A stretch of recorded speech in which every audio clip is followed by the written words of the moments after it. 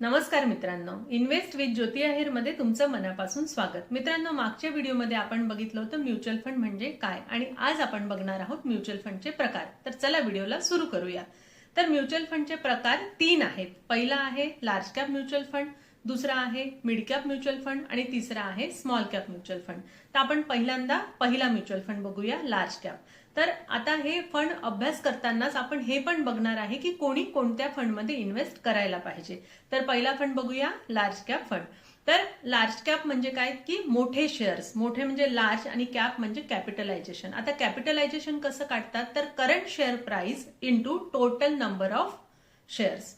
आलं लक्षात? Current share price म्हणजे शेअर्सची किंमत जर 100 रुपये असेल आणि इंटू ते शेअर्स किती आहेत मार्केटमध्ये, आउटस्टँडिंग त्याची क्वांटिटी किती आहे शेअर्सची, तर ते इंटू शेअरची प्राइस, जे उत्तर येईल ते असतं मार्केट कॅपिटलायझेशन।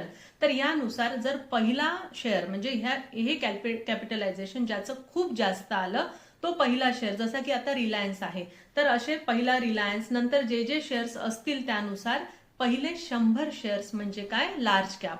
तर लार्ज कॅप म्युच्युअल फंड मध्ये इन्व्हेस्ट केली असेल आपण तर ह्या 100 शेअर्स पैकीच शेअर्स घेतले जातात, म्हणून आपल्याला रिस्क ही कमी असते। कारण हे शेअर्स हे खूप मोठे शेअर्स असतात। जेव्हा मार्केट अचानक पडतं त्यावेळी हे शेअर्स इतके मोठे झालेले असतात, लोकांना याच्यावर इतका विश्वास असतो की हे असे धाड पडत नाहीत, म्हणून यामध्ये इन्व्हेस्टमेंट करणं हे नेहमी सेफ असतं। आता दुसरा प्रकार आहे mid cap mutual fund. Mid cap mutual fund म्हणजे काय, जर आपण यामध्ये इन्व्हेस्टमेंट केली तर आपले कोणते शेअर्स आपल्या फंडमध्ये असतील तर 101 पासून 250 पर्यंत ज्याचं मार्केट कॅपिटलायझेशन असतील ते शेअर्स ह्या मिड कॅप मध्ये येतील। म्हणजेच काय, लार्ज कॅपचा पण थोडा वाटा यात असेल आणि मिड कॅप म्हणजे मीडियम कॅपिटलायझेशन वाले शेअर्स पण याच्यात असेल। म्हणजे लार्ज कॅप एवढे हे शांत नसतील, यात थोडे लहान शेअर्स असल्यामुळे हे थोडे ओलाटाईल पण असतील, म्हणजे याचं रिटर्न हे लार्ज कॅप पेक्षा थोडं जास्त येईल। पण जेव्हा अचानक काही संकट आलं त्यावेळी जेव्हा मार्केट पडतं तर लार्ज कॅप हे थोडं कमी प्रमाणात पडतं, मिड कॅप हे थोडं लार्ज कॅपच्या तुलनेत जास्त पडतं, म्हणून थोडी लार्ज कॅप पेक्षा यात रिस्क जास्त असते। पण हे मीडियम रेंज म्हणजे आपल्याला खूपच इन्व्हेस्टमेंट थोडी 10 वर्षासाठी 5 वर्षासाठी करायची असेल, लगेच काढायचे नसतील पैसे, तर आपण हा फंड घेऊ शकतो मिड कॅप। आणि लार्ज कॅप फंड जर तुम्हाला आता तुमच्याकडे पैसे आणि पुढच्या वर्षी तुम्हाला काही गरज आहे तेव्हा हवे आहेत, तर कमी रिस्क वाला फंड निवडायचा असेल तर आपण लार्ज कॅप घेऊ शकतो। आता तिसरा फंड आपण बघणार आहे स्मॉल कॅप फंड। तर स्मॉल कॅप म्हणजे काय, उदाहरणार्थ लहान मुलं कशी असतात, त्यांच्यात खूप पोटेन्शियल असते, खूप ताकद असते, खूप जिज्ञासा असते, अभ्यास करण्याची वृत्ती असते, जाणून घेण्याची वृत्ती असते, म्हणून त्यांच्यात पोटेन्शियल पण खूप असतं।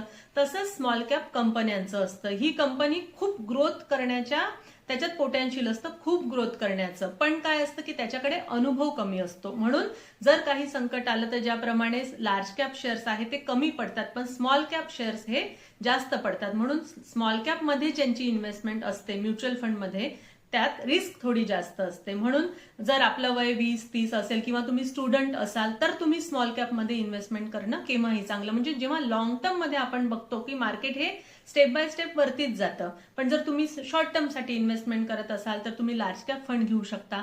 तुम्ही मीडियम टर्म साठी इन्व्हेस्टमेंट करत असाल म्हणजे की 2 वर्ष 3 वर्ष, तर तुम्ही मिड कॅप घेऊ शकता। आणि तुम्ही 10 वर्षापेक्षा जास्त इन्व्हेस्टमेंट करायची आहे, तुम्हाला रिस्क घ्यायची तयारी आहे, तर तुम्ही मात्र स्मॉल कॅप फंड निवडला पाहिजे। तर कॅपिटलायझेशन नुसार बघायचं झालं तर 250च्या पुढचे जे शेअर्स असतील ते शेअर्स म्हणजे हे पूर्ण शेअर्स जेवढे पण मार्केटमध्ये आहेत ते स्मॉल कॅप मध्ये येतात। तर अशा पद्धतीने आपण कॅपिटलायझेशन नुसार कोणते म्युच्युअल फंड आहेत हे बघितलं। अजून माहिती जाणून घेण्यासाठी आमचा पुढचा व्हिडिओ नक्की पहा। तुम्हाला व्हिडिओ कसा वाटला हे कॉमेंट बॉक्समध्ये नक्की लिहा आणि आवडला असेल तर एक लाईक नक्की करा।